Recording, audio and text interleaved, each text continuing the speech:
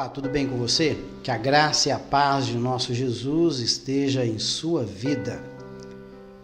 Hoje eu vou dar continuidade à minha meditação no livro dos Atos dos Apóstolos, capítulo 8, a partir do versículo 25 até o versículo 40. Vou encerrar a minha meditação. Eu já fiz outros vídeos com base neste capítulo e hoje darei continuidade. Os versículos 25 até o 40, eles vão relatar a respeito da pessoa do diácono Filipe e também do eunuco etíope. Lembrando que o diácono Filipe foi aquele diácono escolhido por ocasião do problema que aconteceu em Jerusalém a respeito das viúvas hebreias e as viúvas gregas, que a porção diária não estava sendo distribuída de forma adequada. Os apóstolos, então, eles escolheram 7 homens cheios do Espírito Santo para fazerem este trabalho. E o diácono Filipe foi um dos tais. Também Estevão, e teve outros que foram escolhidos, um grupo de 7 diáconos. O Filipe, após a grande perseguição que começou em Jerusalém, logo após a morte dele, de Estevão, começou ali uma perseguição tremenda. Paulo, ele estava liderando esta perseguição, chamado Saulo também. Saulo e Paulo, um é um nome romano e outro é o nome hebreu. Shaul é o nome hebreu e Paulus é o nome romano. E Paulo, ele assolava a igreja de Jesus em Jerusalém e também em outras regiões. E Filipe, ele saiu de Jerusalém indo em direção à região da Samaria. Em Samaria, ele pregou o evangelho, houve muitas conversões, muitos sinais, maravilhas, a ponto dos apóstolos ouvirem a notícia a respeito do que Jesus estava fazendo na região da Samaria. Nos versículos anteriores a estes que eu vou meditar, Pedro e João, eles saem de Jerusalém e vão até a região da Samaria ver de perto o que o Senhor Jesus estava realizando por intermédio do diácono Filipe. E quando Filipe estava pregando ainda na região da Samaria, diz aí, vamos entrar então na meditação, diz aí o versículo 25, eles, porém, havendo testificado e falado a palavra do Senhor, voltaram para Jerusalém e evangelizavam muitas aldeias dos samaritanos. Está falando de quem aqui esse versículo? Esse versículo aqui está falando de Pedro e João. Eles foram até a região da Samaria ver de perto o que realmente Jesus estava fazendo por intermédio do diácono Filipe. E quando eles estavam voltando em direção a Jerusalém, os 2 apóstolos de Cristo, eles evangelizavam muitas aldeias dos samaritanos. Agora, o que aconteceu com o diácono Filipe, que continuou na região da Samaria? Veja aí o 26. Um anjo do Senhor falou a Filipe dizendo: dispõe-te e vai para o lado sul do caminho que desce de Jerusalém a Gaza. Este se acha deserto. Ele se levantou e foi.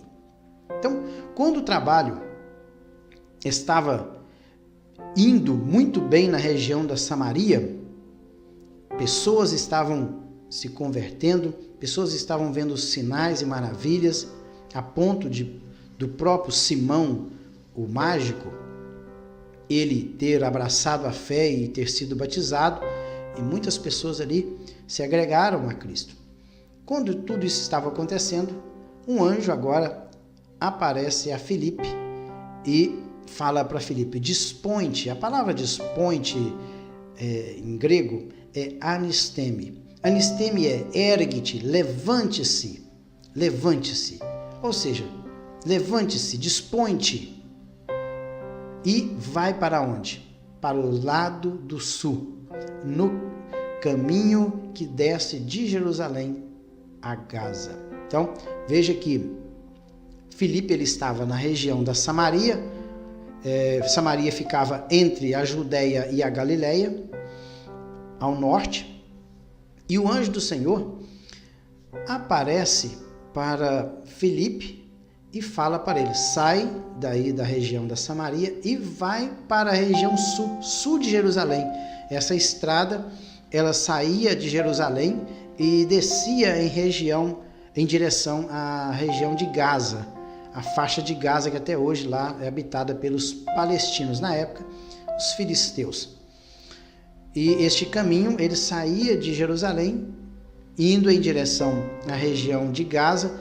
Posteriormente, este caminho também ele seguia para a região do Egito e até a Etiópia. Fato é que o etíope, ele passava por ali. Era o caminho que quem vinha da Etiópia, do Egito, passava por Gaza e chegava até Jerusalém.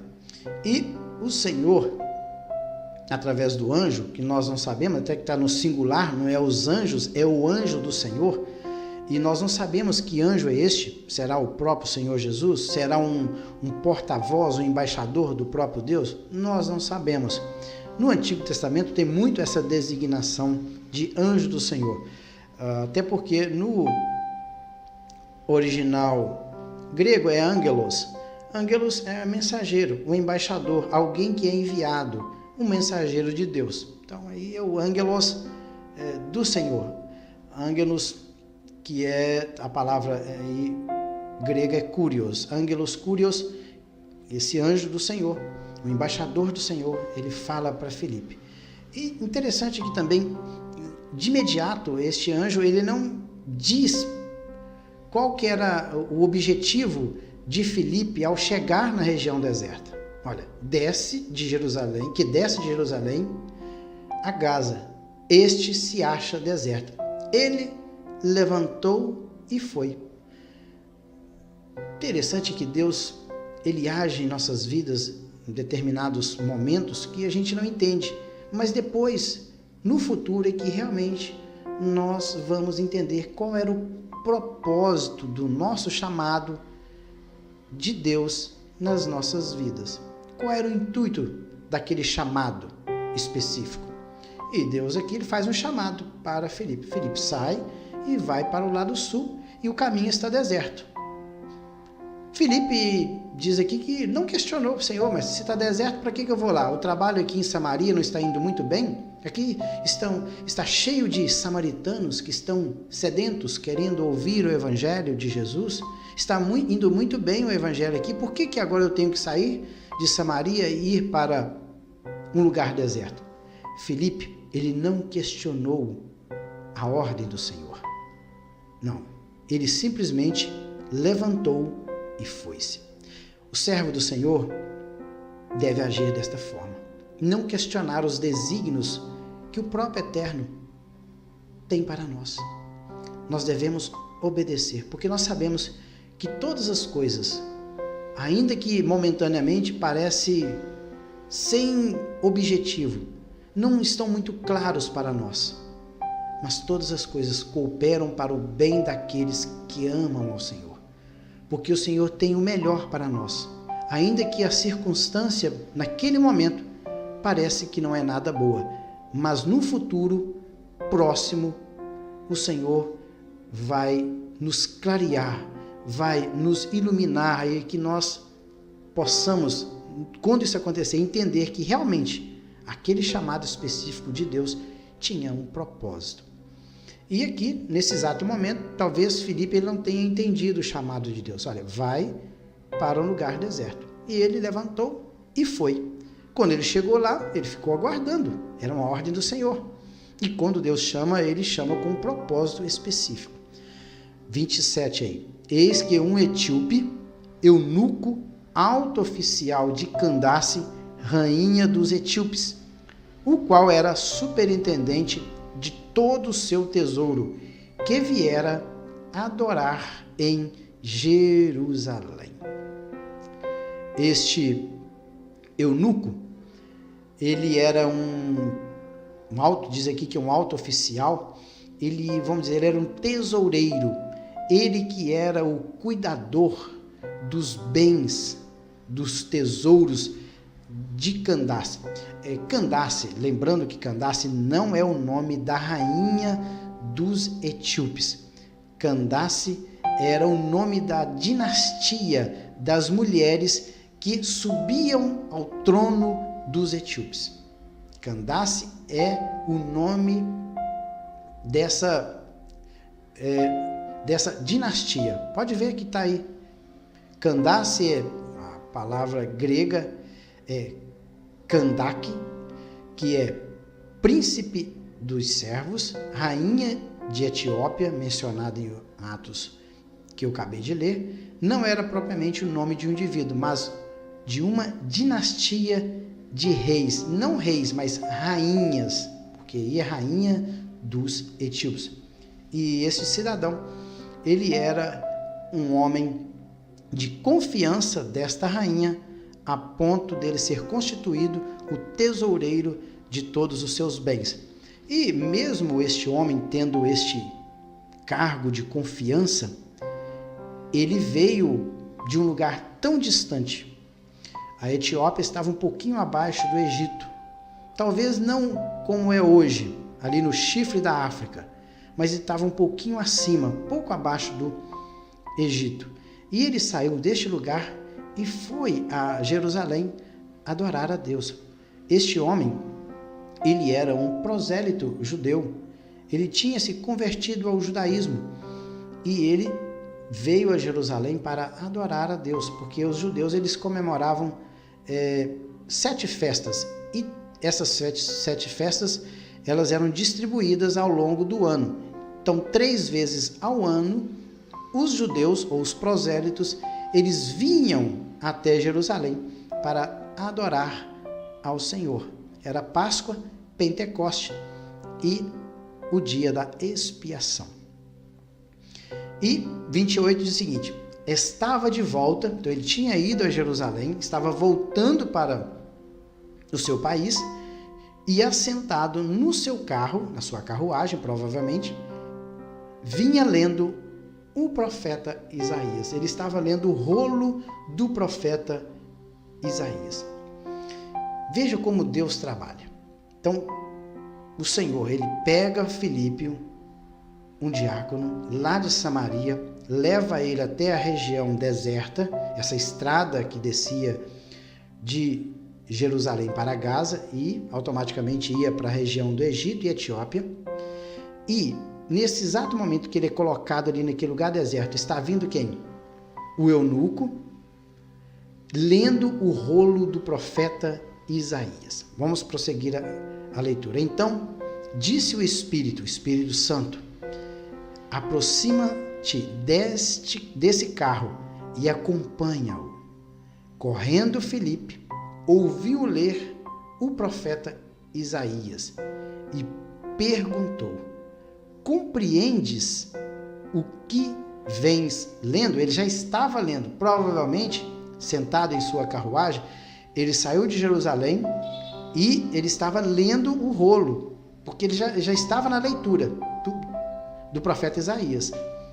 Interessante que este homem tinha um alto poder aquisitivo, tinha as suas posses, ele era bem de posses. Por quê? Para se ter um rolo na época, era necessário ser abastado, porque a compilação dos escritos sagrados, ele demandava um tempo muito grande. Escribas, eles se empenhavam durante meses para copiar a escritura sagrada.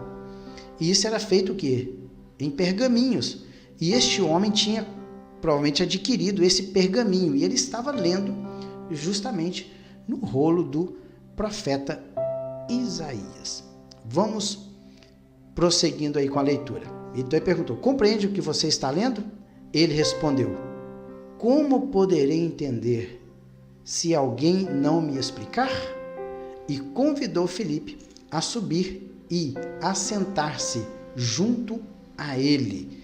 Nesse exato momento, o eunuco, ele teve o despertamento de convidar Filipe para que Filipe trouxesse o quê? Uma explicação detalhada da passagem a qual ele estava lendo. 32. Ora, a passagem da Escritura que estava lendo era esta: foi levado como ovelha ao matadouro, e como um cordeiro mudo perante o seu tosquiador, assim ele não abriu a sua boca. Na sua humilhação lhe negaram justiça. Quem lhe poderá descrever a geração? Porque da terra a sua vida é tirada. Ele estava lendo justamente o rolo do profeta Isaías, que começa no capítulo, esse capítulo é o capítulo 53, e o capítulo 53 ele é interessante, é que ele fala, vamos abrir, tá aí a referência, ele começa assim: quem deu crédito à nossa pregação e a quem foi revelado o braço do Senhor? Porque foi subindo como renovo perante ele, e como raiz de uma terra seca, não tinha aparência nem formosura. Olhámo-lo, mas sem beleza havia que nos agradasse. Era desprezado e o mais rejeitado entre os homens, homem de dores e que sabe o que é padecer. E como um de quem os homens escondem o rosto, era desprezado e dele não fizemos caso algum. Certamente ele tomou sobre si as nossas enfermidades e as nossas dores levou sobre si, e nós o reputávamos por aflito, ferido de Deus e oprimido. Mas ele foi traspassado pelas nossas transgressões e moído pelas nossas iniquidades. O castigo que nos traz a paz estava sobre ele, e pelas suas pisaduras nós fomos sarados. Todos nós andávamos desgarrados como ovelhas, cada um se desviava pelo caminho, mas o Senhor fez cair sobre ele a iniquidade de todos nós, ou de nós todos. Ele foi oprimido e humilhado, mas não abriu a boca. Como o cordeiro mudo, ou melhor, como o cordeiro foi levado ao matadouro, e como ovelha muda perante os seus tosqueadores, ele não abriu a sua boca. Por juízo opressor foi arrebatado de sua linhagem. Quem dele cogitou? Porquanto foi cortado da terra dos viventes, por causa da transgressão do meu povo, foi ele ferido. Então veja que o eunuco, ele estava lendo justamente esta passagem do rolo do profeta Isaías, e esta passagem, ela aponta para quem? Ela aponta para Jesus. Ele é aquele que foi traspassado, ele foi moído lá na cruz do Calvário. O castigo que nos traz a paz. Hoje nós temos paz com Deus através da pessoa de Jesus. Se Jesus não tivesse morrido na cruz por nós, nós não teríamos paz com Deus, porque nós éramos inimigos de Deus, porque nós é que transgredimos. Foram os homens que pecaram contra Deus. Toda a humanidade, ela pecou em Adão e estavam o quê? Fora, distante da presença do Senhor, inimigos de Deus. Mas o castigo que nos traz a paz estava sobre ele. Sobre quem? Sobre Jesus. E pelos seus machucados, pelas suas feridas, nós fomos sarados. Interessante que Pedro, na sua carta, ele interpreta aí que enfermidades e dores estavam apontando para o pecado. Vamos ler, parece que é 1 Pedro 2,24. Olha aí. Carregando ele mesmo em seu corpo sobre o madeiro os nossos pecados, para que nós, mortos para os pecados, vivamos para a justiça. Por suas chagas fostes sarados. Interessante que Pedro, ele identifica aquilo que está registrado lá no profeta Isaías, como essas enfermidades, essas dores que Jesus levou sobre si. Não se trata propriamente dito das nossas doenças físicas, mas a maior doença do ser humano é o pecado. E é justamente essa doença crônica da humanidade que Jesus veio resolver ali na cruz do Calvário. Se fosse assim, se fosse que ele levou sobre si as nossas dores, todas as nossas dores, então ninguém poderia morrer ou ninguém poderia ter uma doença. Mas veja que o que aponta isso, essa enfermidade, essas dores, estava apontando para o nosso pecado. O maior problema da humanidade é o pecado. Resolvido o problema do pecado, o homem, ele se torna o que é aceitável diante de Deus, ele faz as pazes com Deus. Então é isso que o Senhor Jesus, ele veio fazer. Voltando então lá para a passagem de Atos 8, 32, e vamos então prosseguir com a nossa meditação. Então, quando o eunuco ele estava lendo essa passagem, ele não sabia a respeito de quem o profeta Isaías estava falando. Por que ele não sabia? Porque provavelmente lá em Jerusalém, eles não tinham noção de que o Messias tinha vindo para salvar o homem. Eles não faziam menção disso. Vamos prosseguir. Então o eunuco disse a Filipe: peço-te que me expliques a quem se refere o profeta. Fala de si mesmo ou de algum outro? Então Filipe explicou e começando, olha aí, versículo 35, e começando esta passagem da Escritura, anunciou-lhe a Jesus. Eu acho lindo as passagens do Novo Testamento, que todos os pregadores do Novo Testamento, as mensagens que eles pregavam, tinham um foco. E quem era esse foco? A pessoa de Jesus. Eles não anunciavam nenhuma outra coisa a não ser o nome de Jesus, aquele que pode salvar o homem do seu pecado. Vamos prosseguindo o texto. Então, anunciou-lhes Jesus.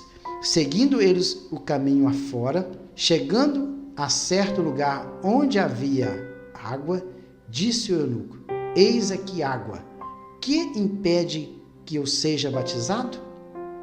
Filipe respondeu: é lícito se crês de todo o coração. E respondendo ele disse: creio que Jesus Cristo é o Filho de Deus. Então mandou parar o carro. Ambos desceram a água e Filipe batizou o eunuco. Quando saíram da água, o Espírito do Senhor arrebatou Filipe, não o vendo mais o eunuco, e este foi seguindo seu caminho cheio de júbilo.